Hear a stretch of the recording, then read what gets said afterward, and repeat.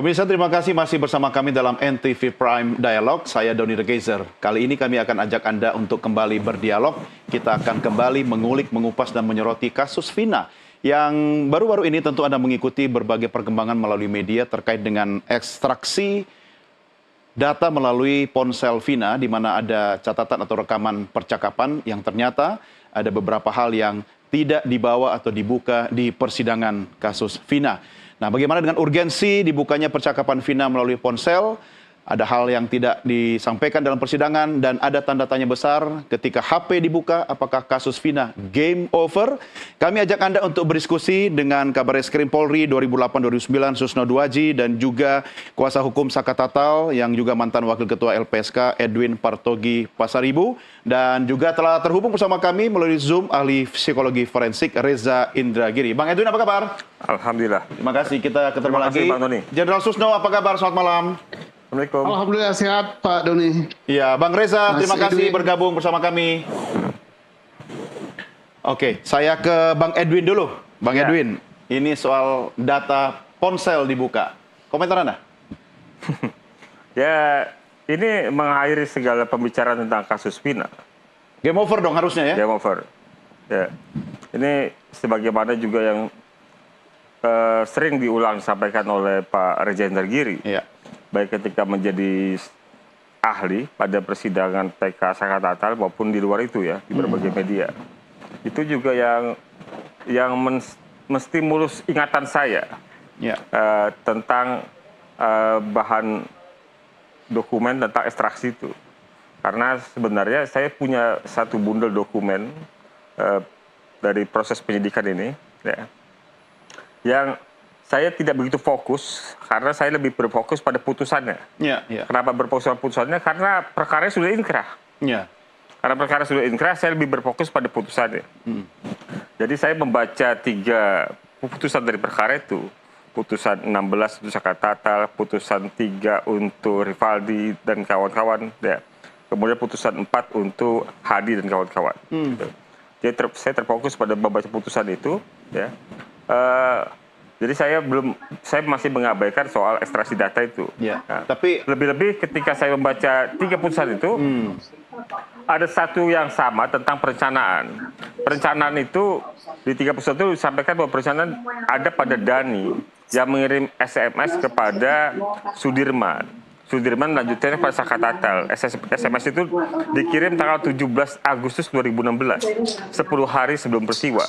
Yang isinya adalah ajakan atau niatan untuk menyerang Eki, gitu, ya. Namun dalam putusan 3 perkara tersebut tidak kita temukan adanya bukti dari percakapan itu. Ya, buktinya tidak ada. Buktinya tidak ada. Buktinya tidak ada, tapi diakui atau diterima sebagai pembunuhan unsur dari 340 adanya perencanaan itu. Jadi perencanaan itu paling kuat ya dari yang SMS itu yang disebutkan sebagai ada SMS dari Dadi yang kemudian perencanaan didiskusikan lewat SMS, tapi ternyata bukti pendukung SMS itu tidak ada, begitu kan? Tidak pernah ada. Tidak pernah ada. Tidak pernah ada. Dan Anda kan kemudian meyakini bahwa pentingnya ekstraksi ini setelah Bang Reza menyampaikan betapa pentingnya ponsel itu diekstraksi, begitu ya? Iya. Ya, saya kemudian melihat lagi barang buktinya. Barang buktinya apa saja sih di perkara ini? Ternyata Bang ada 5 handphone yang menjadi barang bukti. Dari 5 handphone itu 4 handphone terduga pelaku, 1 handphone Vina. Nah, berangkat dari situ kemudian saya baca lagi, saya buka lagi dokumen itu, ya, dan kata kunci yang wow buat saya ketika saya membaca itu adalah ada kata Widi.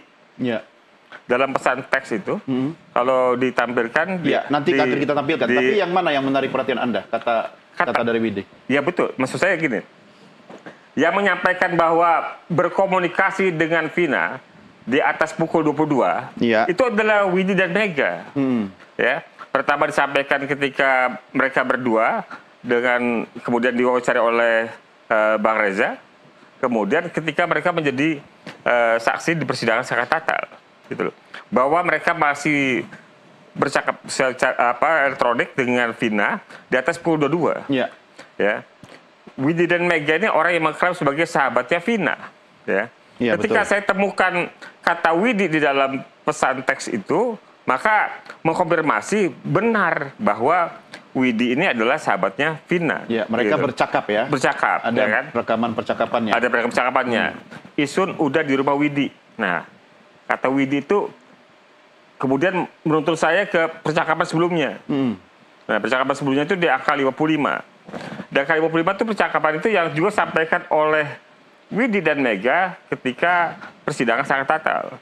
Bahwa Vina masih ngechat mereka, masih SMS mereka, ngajak mereka keluar rumah. Ya. Gitu loh. Nah, itu yang di kolom 55 itu, nomor 55 itu persis sebagaimana sampaikan Widi dan Mega. Oke. Sehingga Ini yang Bang Edwin juga sampaikan tadi, kita Ya. tayangkan ini adalah hasil ekstraksi dari ponsel Vina. Ya. Dan ini ada rekaman waktunya juga kan, Ya. harusnya kan? Ya. Jadi jelas sekali di sini. Bagaimana Anda menjelaskan soal ini? ya, ini kan kalau kita lihat waktunya kan UTC ya. Iya. UTC ini waktu internasional, waktu dunia. Jadi kalau kita konversi ke WIB itu tambah 7 jam. Oke. Ya. Jadi kalau misalnya di nomor 55 itu ada ajakan nih. Ya, ini mau nomor- nggak Mega maksudnya? Ya, ini. Ntar dijemput Mau nggak, sama Meg? kita. Ntar dijemput sama kita. Ini SMS atau pesan dari Vina kepada Widi. Ya. Ya. Moga Meg itu artinya bukan Mega. Meg itu kalau menurut orang Cirebon itu bahasa pasaran mereka. Oh, bahasa gaulnya ya? Bahasa gaulnya. Iya, oke. Sama seperti kita ketemu kata Pagla.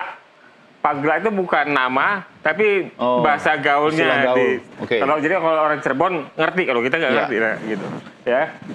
Nah, ini di jam UTC-nya 15.14 lewat 10 detik. Ya, kalau kita konversi ke Waktu Indonesia bagian Barat, itu berarti? pukul 22 lewat 14 menit lewat 10 detik WIB. Oke.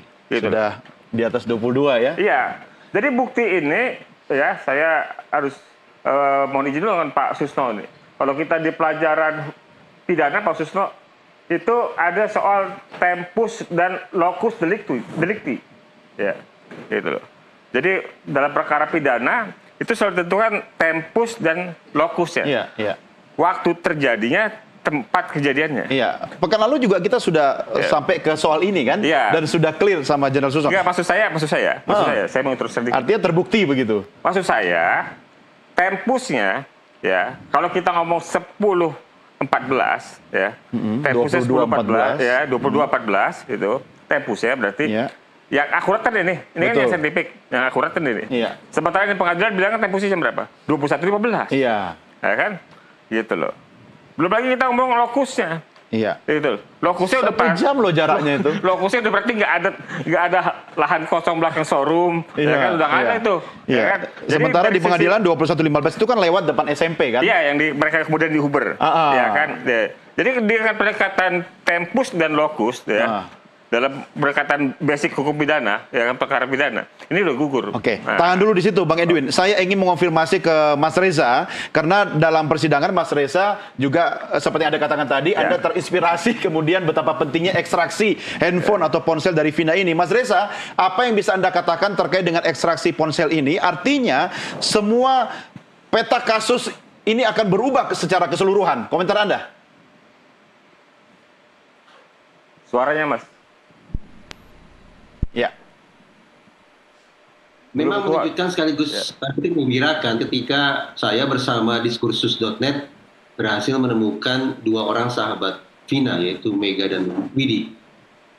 Tetapi saya harus konsekuen bahwa sejak awal saya mengatakan saya berada pada posisi skeptis terhadap keterangan saksi manapun, terhadap keterangan tersangka manapun. Hal yang sama, cara pandang yang sama juga saya kenakan kepada keterangan Widi dan Mega. Ya. Oleh karena itu, betapapun keterangan yang disampaikan oleh 2 orang sahabat Vina ini sekali lagi sangat potensial mengubah simpulan kita tentang Cirebon 2016, tapi sudah barang tentu keterangan dari Mega dan Widi hanya bisa divalidasi kalau tersedia bukti komunikasi elektronik antara Mega, Widi, dan Vina. Ya. Nah, alhamdulillah bahwa Bang Edwin menemukan adanya bukti komunikasi elektronik itu. Sehingga sekarang juga kita bisa katakan bahwa keterangan yang disampaikan oleh Mega dan Widi, baik di diskursus.net maupun di media-media lainnya, adalah keterangan yang valid karena sudah sungguh-sungguh terbuktikan lewat hasil ekstraksi data sebagaimana tadi dikatakan oleh Bang Edwin. Tinggal lagi PR-nya adalah sekarang bagi Mabes Polri. Pertama, Mabes Polri harus memberikan keterangan atau pernyataan apakah bukti yang diperoleh oleh Bang Edwin itu adalah bukti yang asli atau tidak. Itu satu. Yang kedua, pada saat yang sama sesungguhnya ada sejumlah advokat yang seingat saya dipimpin oleh Herwanto Nurmansyah yang melakukan gugatan perdata terhadap Kapolri. Di dalam gugatan perdata terhadap Kapolri bertanggal 16 Juli 2024 itu, Herwanto Nurmansyah beserta sejumlah koleganya mendesak agar Kapolri membuka dua hal, yaitu rekaman CCTV dan bukti komunikasi elektronik dari gawai para pihak terkait. Nah, untuk memastikan bahwa tidak ada satu pihak pun, termasuk satu otoritas penegakan hukum manapun, yang tanda petik akan terkesan dipermalukan karena dipaksa untuk membuka keterangan oleh sebuah putusan hukum, maka menurut saya jauh lebih bijak sekiranya Mabes Polri sesegera mungkin melakukan konferensi pers untuk memvalidasi barang bukti yang tadi sudah ditemukan oleh Bang Edwin tersebut. Sehingga validasi tersebut akan membuka jalan yang selapang-lapangnya kepada seluruh terpidana dan juga bagi Saka Tatal agar berubah status hukum mereka dari terpidana seumur hidup menjadi orang bebas merdeka. Oke, baik. Ini menarik. Saya mau tanya pendapat Pak Susno. Apakah Mabes Polri akan mengikuti sarannya Mas Reza dengan tanda petik akan lebih merasa malu lagi akibat kasus ini atau akan mengambil langkah lain? Pak Susno, menurut Anda? 1, 2, 3, gimana suara saya? Ada? Aman, Pak. Oke, jadi sependapat ya. Pertama kita terima kasih kepada Pak Riza yang telah menantang kita pada berbagai forum. Dia katakan, Profesor Riza mengatakan harus dibuka CCTV dan handphone, maka kasus ini akan berbalik 180 derajat. Ya. Kemudian ini menjadi rangsang bagi Pak Edwin. Saya angkat salut saya kepada beliau berdua ini, Pak Edwin terutama, telah menemukan apa yang ditantang oleh Pak Riza itu. Dan kasus sudah berbalik 180 derajat. Tinggal legitimasinya. Apakah yang ditemukan Pak Edwin itu mempunyai kekuatan hukum atau sah apa tidak? Alhamdulillah, Pak Edwin itu mencarinya, dapat bisikan di langit, tapi berada di dalam. Itu ada di sakunya penyidik, ada di sakunya penuntut, dan ada di sakunya majelis hakim tingkat pertama, tingkat banding, dan tingkat kasasi. Iya. Termasuk tingkat PK. Jadi Pak Edwin ini tidak mencungkil-cungkil di selokan. Dia dapat bisikan dari langit, kemudian membuka. Suaranya hilang. Ya. Kami kehilangan suara Pak Susno. Polri membantah itu, waktu itu ditemukan Polri kok. Ya. Ya. Suara Oke, silakan. Sudah, Pak. Pak. Oke, saya lanjut. Jadi Polri, penyidik Polri tidak bisa membantah itu. Karena itu ada di sakunya Polri. Jaksa tidak bisa membantah itu. Karena berkas itu, dokumen itu ada di berkas yang diberikan pada jaksa. Hakim pada semua tingkatan sampai Mahkamah Agung tidak bisa membantah itu. Karena itu ada di berkas perkara dan ada di putusan hakim. Kenapa? Pak Edwin mengkulik itu dari daftar barang bukti. Kemudian ditemukan percakapan. Pak Riza menemukan yang nomor 85, Pak Edwin menemukan yang 58. Lah mau apa lagi? Alat buktinya sudah sah secara hukum kok. Jadi apa yang dikatakan oleh Profesor Riza bahwa tidak ada yang dipermalukan, daripada gugatan perdata untuk membuka itu dikabulkan, lebih baik konferensi pers dari Mabes Polri, kemudian dari Kejaksaan dan dari Mahkamah Agung, apa yang terbaik? Apakah harus menunggu PK? Apakah mendahului PK? Dikeluarkan dulu. Ada tangguhan terpidana ya? Mungkin nggak ada ya gitu. Ditangguhkan dulu baru PK jalan. udahlah, ini udah selesai lah. Ya, Udah Pak Susno, tuntas, Pak Susno, Ya. saya ingin tanya, kalau misalnya ini bukti kan sudah memang dari kantong polisi gitu kan, artinya tidak perlu lagi ada upaya memverifikasi bahwa bukti-bukti khususnya hasil ekstraksi ponsel itu diyakini kebenarannya, karena memang sudah dijadikan barang bukti kan sebelumnya, begitu? Iya, itu kan sudah di kantong polisi, hanya polisinya saja lagi Tidak malas dibuka mikir semua. waktu itu. Ya lagi malas mikir mungkin, nggak tahu lah. Makanya Pak Edwin ini wajar dia ini menjadi direktur reserse lah kira-kira begitu.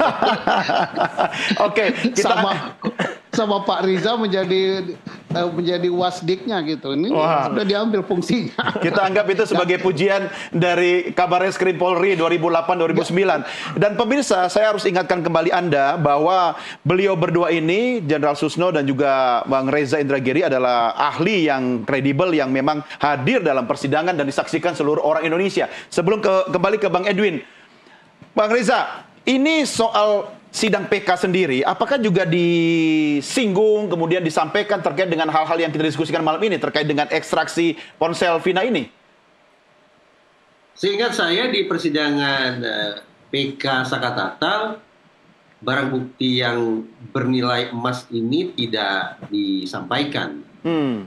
Justru di ruang yang mulia itulah saya mengingatkan semua pihak, mobil khusus kepada majelis hakim, sekiranya mungkin untuk menemukan barang bukti yang sangat-sangat krusial tersebut. Tinggal lagi bagaimana kemudian nanti sekiranya, tentu saya bernaruh harapan positif, tetapi sekiranya pada PK pertama Sakatatal belum berhasil menjebol gawang, maka mudah-mudahan pada PK kedua dengan menghadirkan barang bukti komunikasi elektronik, insya Allah PK Tatal akan mencapai sasarannya. Namun paling tidak, saya optimis untuk mengatakan sekiranya barang bukti tersebut digunakan untuk kepentingan PK oleh terpidana lainnya, maka hitung-hitungan di atas kertas, kemungkinan mereka akan berubah status hukum akan sangat-sangat terbuka, sebagaimana harapan kita semua. Oke, artinya tidak perlu diverifikasi ulang dong bahwa ini barang bukti yang memang diakui kebenarannya, karena memang sudah ada di kantong polisi kan sebelumnya, Mas Reza? Apapun itu, sebetulnya saya berharap komunikasi yang sudah sedemikian intens dibangun oleh publik ini direspon oleh Polri. Ya. Bukankah Kapolri yang sudah mengatakan bahwa kerja penyidik pada tahun 2016 tidak taat kaidah saintifik? Bukankah Kadif Humas Mabes Polri pula yang anggaplah pernah melakukan kekhilafan dengan mengatakan bahwa ini merupakan pembunuhan? Nah, guna mengoreksi itu semua, sekaligus menindaklanjuti pernyataan atau testimoni sekaligus otokritik dari Kapolri, maka seyogianya Mabes Polri, sebagaimana saya katakan tadi, tetap memberikan pernyataan terkait dengan barang bukti yang tadi disampaikan oleh Bang Edwin. Ya. Harapannya, kalau Mabes Polri melakukan langkah yang mulia itu, maka mudah-mudahan gugatan perdata yang diajukan oleh advokat Herwanto Nurmansyah dan kawan-kawan juga akan dicabut. Sehingga sekali lagi relasi antara polisi dengan masyarakat akan bisa kembali pada titik yang ideal. Oke, baik. Kalau khilaf kok khilafnya berjamaah ya. Kita akan lanjutkan di segmen berikutnya. Pemirsa, kami segera kembali sesaat lagi.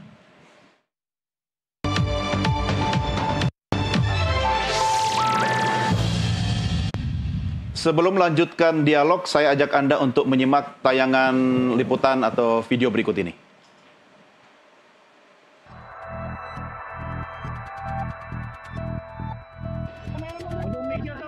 Kasus Vina, Dewi Arsita, dan Muhammad Rizky merontokkan reputasi kepolisian. Terlebih, sangat minim atau tidak ada sama sekali alat bukti yang diperoleh secara saintifik.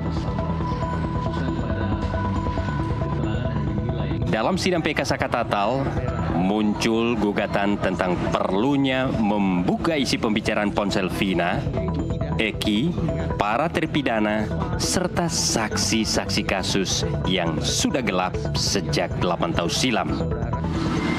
Bahwa spesifik dalam kasus Cirebon, termasuk terhadap keterangan yang disampaikan oleh dua orang saksi tadi, yaitu Widi dan Mega, sepatutnya otoritas penegakan hukum membuka kembali seutuh-utuhnya rincian komunikasi elektronik kedua korban dan rincian komunikasi elektronik para tersangka.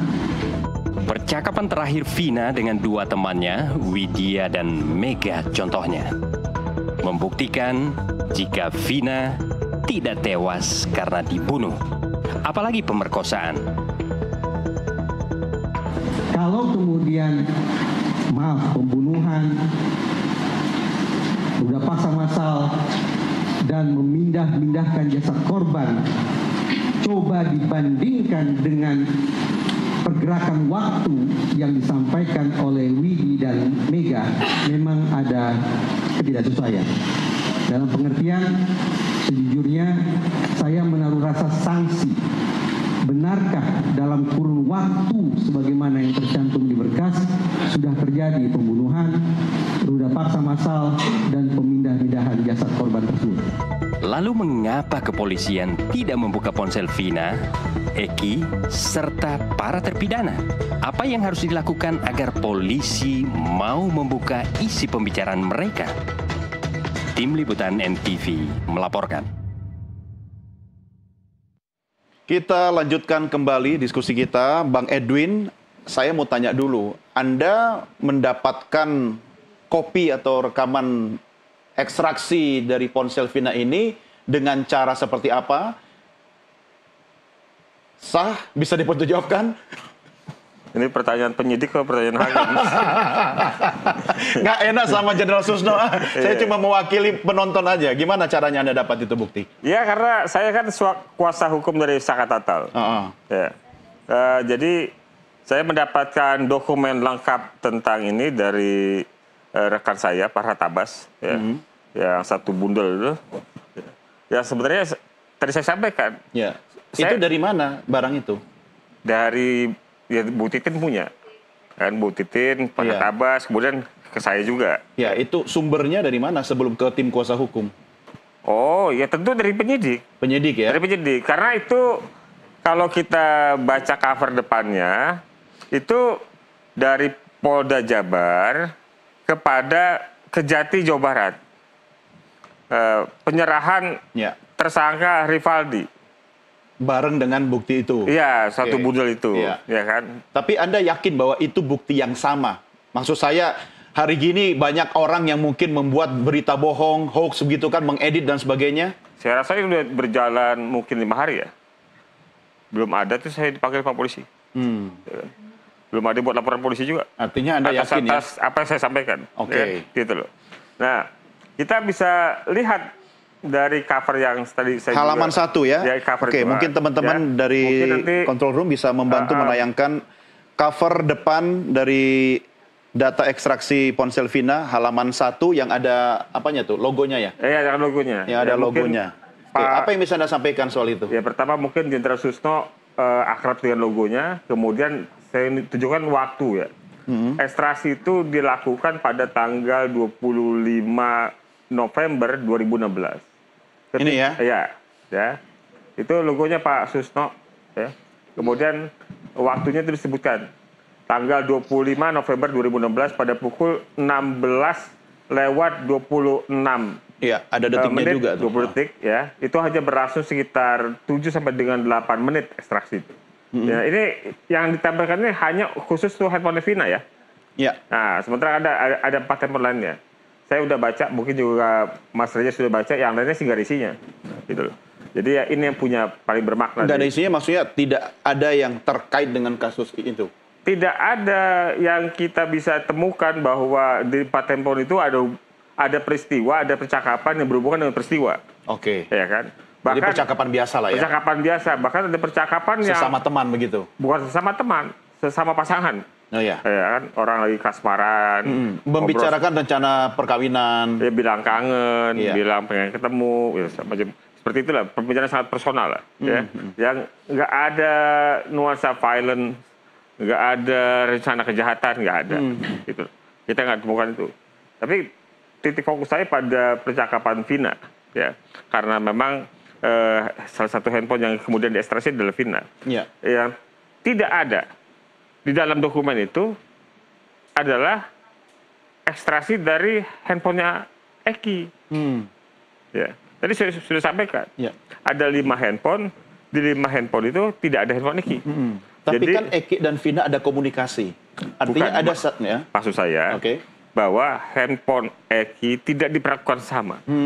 Cuma handphone Vina Handphone yang Vina. diekstraksi, Ya. handphone Eki tidak Tidak. pernah diekstraksi sampai sekarang. Ya karena tidak pernah disita. Ya. Handphone Eki tidak pernah disita dan tidak pernah diekstraksi. Jadi kita nggak pernah tahu isinya percakapannya apa saja. Saya Tapi ingin kalau sampaikan bahwa- misalnya dia ada komunikasi dengan Vina, kan bisa dilihat dari ekstraksi ponsel Vina kan? Ya. Kecuali kalau dia berkomunikasi dengan orang lain, misalnya di luar Vina. Ya. Tapi saya ingin sampaikan ini, ekstraksi ini bukan hanya pada hari H ya. Jadi termin waktunya dia mundur sampai dengan 3 bulan sebelumnya. Jadi dari handphone Vina itu dari bulan Juni sudah dimunculkan. Ya. Sudah dimunculkan sampai dengan bulan September. Setelah. Itu, ya sampai setelah September itu sampai di awal-awal mungkin itu dimunculkan gitu loh. Jadi ini bukan percakapan hanya di hari H peristiwa itu saja, tapi juga panjang sampai dengan sebelumnya. Nah itu yang kemudian kan jadi juga tanda tanya dan juga ini keingintahuan publik ya. Oke, saya coba tanya ke Pak Susno dulu. Pak Susno, menurut Anda, Jenderal, kenapa ponselnya Eki tidak disita, tidak diekstraksi, atau minimal diperlakukan sama dengan ponselnya Vina? Ya, hanya polisi yang menyidik yang bisa jawab. Ini termasuk salah satu keanehan ya. Makanya Kapolri mengatakan scientific crime investigation tidak dimanfaatkan, ya. Tidak dimanfaatkan untuk membuka perkara ini. Dan kalau kita buka-buka lagi berkas itu kan akan semakin malu ya para penegak hukumnya. Mengapa? Ada percakapan yang dijadikan alat bukti, percakapan tanda petik ya yang diterangkan oleh Profesor Riza di depan sidang PK, seolah-olah percakapan itu rencana pembunuhan, tapi tidak ada bukti SMS-nya. Itu ngarang. Jadi ada di dalam berkas ngarang dan itu dijadikan alat bukti untuk terpenuhinya satu unsur 340 perencanaan. Ya, unsur perencanaan itu hanya dibuktikan dengan SMS bolong. SMS bohong-bohongan. Maksudnya ada mungkin Pak Susno, tapi perencanaan ngarang gitu loh, menghayal kata Anda kan? Iya menghayal, kan tidak ada buktinya. Itu seolah-olah pembicaraan ini kan dari Derman kepada siapa namanya, Saka dan seterusnya. Pokoknya itu tapi nggak ada bukti pendukungnya. Sementara yang ada bukti pendukung yang bisa menggagalkan tentang locus delicti dan tempus delicti. Kan locus delictinya kan yang gagal kan di belakang showroom SMP 11 dengan tenggat waktu jam 22.14 menit 10 detik dia masih hidup. Kemudian tempus deliktinya gagal juga bahwa dikatakan pembunuhan itu jam 21. Ya udah, locus delicti dan tempus delicti yang ada di dalam berkas yang menjadi dasar putusan, yang menjadi pembicaraan dalam persidangan udah gagal. Jadi locus delicti dan tempus delictinya gagal, yang benar itu locus delictinya di jembatan layang, flyover, kemudian tempus deliktinya jam 22:14 detik. Apa peristiwanya? Kecelakaan lalu lintas. Jadi bukti saintifik berupa dari telepon ada, bukti-bukti alat bukti saksi juga ada. Alat bukti saksi tadi juga diperkuat juga oleh pembicaraan SMS di dalam telepon itu. Jadi udah tuntas kasus ini. Pak Susno, Pak Susno menyampaikan semua ini kan mempermalukan institusi Polri. Pak Susno nggak malu alma mater Anda kayak gitu, Pak? Nggak, saya bangga. Karena bangga apa? Justru terangkat ya, yang selama ini akan menjadi dibully, menjadi segala macam lah. Kemudian kasihan juga teman-teman saya ya, teman-teman saya yang pensiunan perwira tinggi juga berbagai dalih yang dikemukakan untuk gini mencari pembenaran dan semuanya, tapi kan terbantah semua, malu gitu. Nah ini saya bagus sekali dengan himbauan Pak Riza tadi, entah Kapolri, entah Kadip Humas menyampaikan apa yang disampaikan Pak Riza sehingga institusi saya fair dia, kemudian dan sudah ada bukti-bukti autentik berupa percakapan dan inilah yang namanya scientific dan manusia tidak terlepas dari kehilafan. Saya hakul yakin bahwa kepercayaan masyarakat pada institusi saya Polri akan up lagi, meningkat, insya Allah, percayalah. Tapi kalau selalu menutupi, ditutup terus mencari pembenaran, anjlok dia. Iya, saya setuju Pak Susno. Saya setuju. Pak Edwin, tetapi terima kasih, Pak Riza, terima kasih. Anda akan membantu mengangkat martabat Polri lagi. Ya, saya menggarisbawahi tadi statementnya Jenderal Susno, manusia tepatnya salah dan khilaf. Tapi kalau khilafnya lama, panjang, barengan, kayak khilaf TSM begitu, tanda tanya. Ada, saya sampaikan lagi. Berjamaah, Pak. Berjamaah. Lama, panjang, berjamaah. Harus belum selesai Pak Rizal tadi. Cari apa penyebabnya. Apa penyebabnya? Ada yang pembuat rekayasa dan ada para pembohong dan ada para yang hilaf berjamaah tadi sengaja hilaf, itu harus ditindak. Oke, Mas Riza, ya, saya pinjam kata-katanya Jenderal Susno. Ini kalau ada pembohong berseragam di institusi Polri, saya kaitkan dengan pertanyaan saya ke Bang Ediun tadi, kenapa tidak ponselnya Eki juga diekstraksi? Jangan-jangan saya membutuhkan keahlian Mas Reza sebagai psikolog forensik untuk meneliti para penyidik ya atau polisi yang terlibat dalam kasus ini. Bagaimana Anda menggambarkan situasi institusi Polri sekarang ini ketika ekstraksi ponsel itu sudah tersebar luar di masyarakat?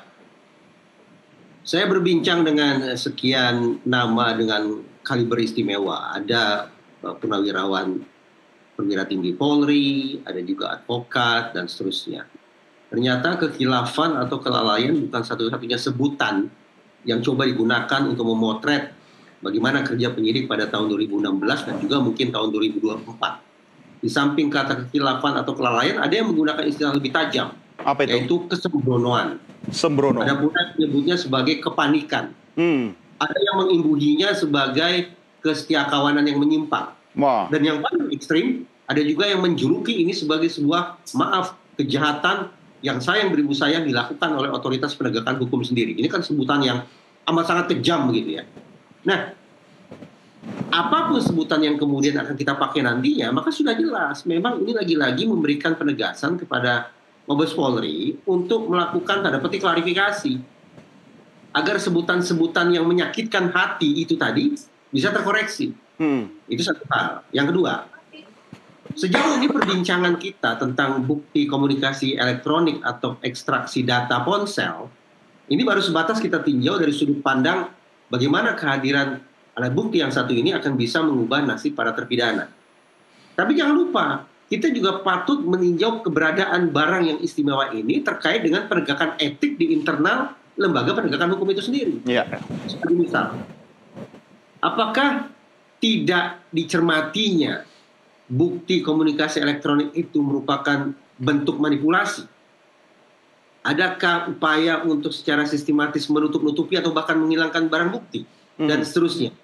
Kalau iya, maka tidak terlalu kemungkinan penyidik patut dikenai sanksi karena dianggap sudah melakukan pelanggaran kode etik Polri. Demikian pula kalau kita pindah ke titik hilir, hakim alias wakil Tuhan, kenapa tidak melakukan cermatan terhadap barang yang sama itu? Ada lagi-lagi kemungkinan ini merupakan indikasi pelanggaran kode etik dan pedoman perilaku hakim. Karena hakim dianggap tidak cukup sensitif, tidak memutakhirkan pengetahuannya, dan ketika hakim tidak memperbarui pengetahuannya, maka itu sekali lagi pelanggaran terhadap kode etik dan perilaku hakim. Karena jelas sekali lagi, kami meninjau keberadaan bukti komunikasi elektronik ini terkait dengan aspek pidana, yaitu mengoreksi atau mengubah status hukum para terpidana, tapi juga mudah-mudahan dianggap sebagai sebuah momen yang baik untuk melakukan pembenahan secara internal, terutama dari sisi etik. Oke, Mas Reza, ini saya mau tanya pendapat Anda, mungkin sekedar pertanyaan menggelitik, bagaimana keyakinan Anda bahwa Polri akan mengikuti apa yang Anda sampaikan tadi? Sementara kalau kita melihat wajah Pak Susno, masih ingat nggak dulu? Seorang kabar reskrim, ya lagi aktif, jenderal, itu aja dijemput sama anggotanya loh. Apalagi kalau urusan kayak begini, bagaimana Anda yang... Maaf Pak Susno ya, nanti Anda boleh komentar ya Pak Susno. Mas Reza lihatnya seperti apa? Ada dua hal. Pertama, Jenderal Listio Sigit inilah Kapolri yang dalam ingatan saya pernah mengatakan bahwa mereka-mereka yang mengirim kritik paling pedas kepada Polri adalah sahabat Kapolri.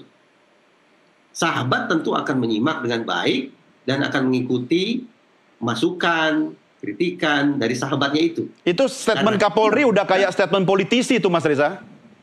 Bagaimana? Itu udah kayak statement politisi, bukan Kapolri. Terserahlah, tapi saya mendengar itu diucapkan oleh Jenderal Listio Sigit ketika beliau mengenakan seragam sebagai personil Polri, bukan seragam partai politik. Itu satu hal. Yang kedua, mari kita buka dalam program prioritas Kapolri Jenderal Listio Sigit, ada sejumlah hal terkait dengan penguatan SDM, penguatan instrumen atau teknologi, dan penguatan pada aspek penegakan hukum alias reskrim. Ya.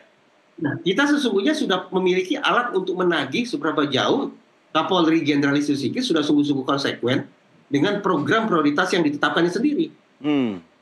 Kalau di injury time menjelang Oktober 2024 ini Kapolri secara rendah hati menginstruksikan satuan-satuan kerja terkait untuk mengemas barang bukti ini sebagai novum, ini sungguh-sungguh akan memudahkan para terpidana berikut penasihat hukum mereka untuk menjalani PK. Inilah yang berulang kali di Nusantara TV saya katakan, ketimbang mendorong para terpidana dan penasihat hukum mereka untuk berpeluh-peluh mencari novum yang susahnya minta ampun, nah sekarang sudah ada barang itu. Tinggal lagi bagaimana kemudian dibutuhkan adanya ketulusan. Saya ingin memberikan garis bawah bahwa barangkali di internal Polri juga ada personil-personil atau bahkan pemangku jabatan penting yang berpikir sangat legal formalistik. Yang mengatakan, sudahlah kita tunggu PK saja. Tunggu PK saja. Tunggu PK saja. Tapi saya ingin menegaskan satu hal. Bahwa tanggung jawab kita semua terhadap kemanusiaan jauh lebih tinggi daripada tanggung jawab kita pada hukum. Sungguh-sungguh hal yang satu ini ingin saya berikan ekstra penekanan kepada Korps Polri, kepada seluruh perwira tinggi Polri, kepada pemangku-pemangku jabatan penting Polri saat ini. Sekali lagi, tanggung jawab terhadap kemanusiaan harus lebih didahulukan ketimbang tanggung jawab terhadap hukum. Ya, baik. Ini saya garis bawahi. Bang Edwin, ini penting dan menarik. Tetapi tentu kita harus ingat, bicara tentang kemanusiaan, maka pelakunya harus jadi manusia dulu. Baru dia mengerti soal kemanusiaan. Langkah Anda berikutnya apa? Kalau di tangan sudah ada bukti-bukti, kemudian Anda akan melakukan langkah hukum atau apa? Ya, prioritasnya buat kita saat ini adalah membebaskan dulu 7 terpidana itu. Ya. Dan saya rasa negara pada setiap waktunya dari hilangnya kebebasan itu 8 tahun, kalau kita konversi ke bulan berapa bulan, kalau kita konversi ke hari berapa hari, kita konversi ke jam berapa jam, berapa detik juta yang telah hilang kebebasan daripada 7 dirampas. Ya, 8 terpidana tersebut dirampas ya, atas nama negara. Putusan itu ya, putusan oleh yang di aparat negara. Oleh aparat negara. Dari proses penyidikan, penuntutan, kemudian putusan. Ya. Kita akan sulit untuk memberikan ganti rugi yang layak kepada para 8 orang terpidana ini. Ya. Kalau mengkonversi dengan PP 92 tahun 2015, itu maksimal cuma 100 juta. Maksimal ya? Maksimal cuma 100 juta, karena mereka misalnya tidak cacat, tidak meninggal. Kalau 100 juta, kita hitung berapa harga kebebasan itu per detiknya. Gitu loh. Saya rasa kita nggak cukup memberikan harga itu ya, yang pantas untuk para 8 orang ini. Artinya Anda meminta Polri minta maaf? Saya tidak sampai situ dulu. Saya lebih pada concern saya pada Mahkamah Agung. Karena saat ini ya, benteng terakhir kita adalah di Mahkamah Agung. Ya. Saya berharap Ketua Mahkamah Agung Pak Saripudin, Profesor Haji Saripudin, yang kita kenal progresif, yang kita kenal religius dan alim, untuk memilih hakim-hakim agung yang memiliki integritas tinggi, yang memiliki kepekaan kemanusiaan, ya, yang bisa memutuskan ini secara baik, memberikan keadilan buat 8 orang tersebut. Gitu loh. Karena juga di saat yang sama, sebentar lagi, Mahkamah Agung ini akan merayakan ulang tahun yang ke-89 di tanggal 19 Agustus. Ya. Kita berharap ini jadi salah satu kado. Momentum. Pada waktu yang tidak jauh juga, Ketua Mahkamah Agung Pak Saripudin mungkin dalam bulan Oktober akan pulang tugas. Kita berharap ini jadi satu legacy dari Pak Ketua Mahkamah Agung. Ya, dengan bukti di tangan ini Anda harusnya lebih confident dong ya? Oh ya, dari sisi lain juga saya berharap Presiden Joko Widodo memiliki atau melakukan upaya luar biasa untuk memiliki kebijakan membebaskan dulu 7 terpidana dari tahanan.